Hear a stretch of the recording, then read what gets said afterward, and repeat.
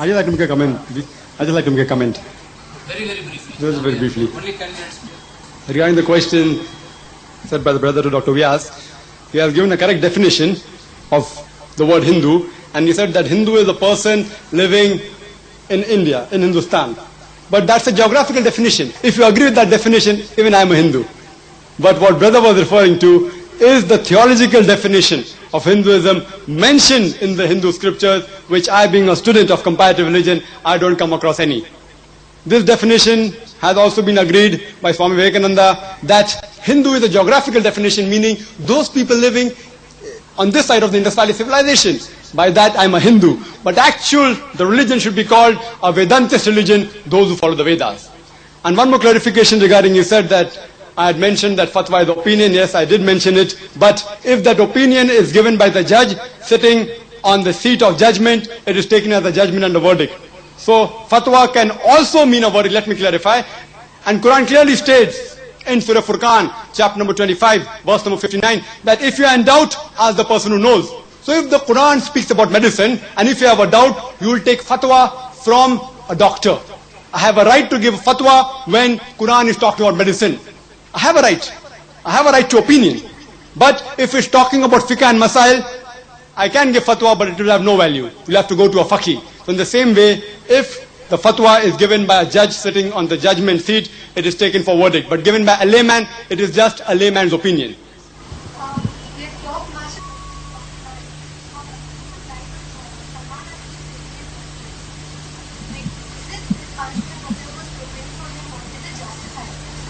Sister has asked a similar question. She said, we have talked enough of Taslima Nasreen Zajja. Now we're going to talk on the satanic verses, which I can give a lecture on that, which I don't intend doing. Regarding the verdict, again it comes to the same thing as I mentioned earlier, the verdict does not change. Same. But if you want me to throw some light on the satanic verses, I do agree that Salman Rushdie has abused our beloved Prophet Muhammad, may peace be upon him.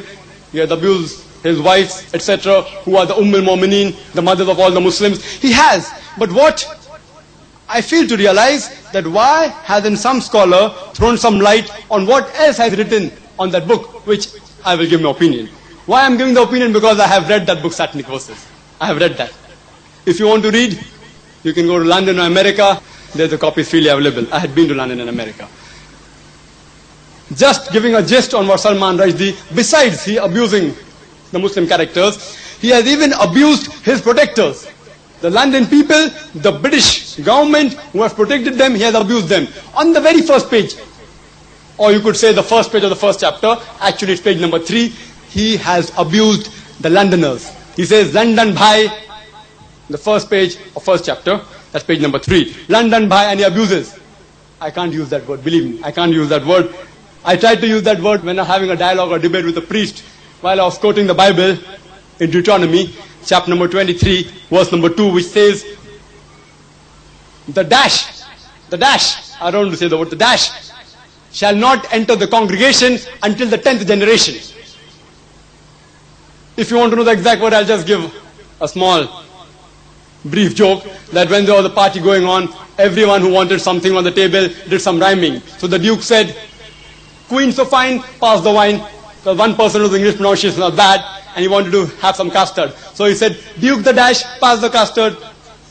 Now you know what the word is. If you don't know, you can refer to the Bible. It is mentioned 3 times.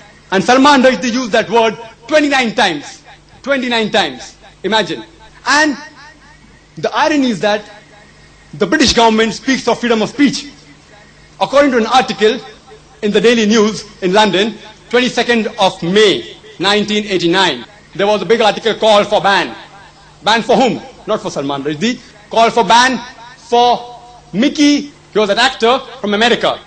Mickey, he came and he used the 4-letter word for the policies of Margaret Thatcher.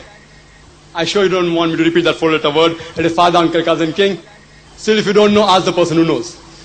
He used that 4-letter word to describe the policies of Margaret Thatcher, and the MPs, the Tories of that parliament, they said, call for ban.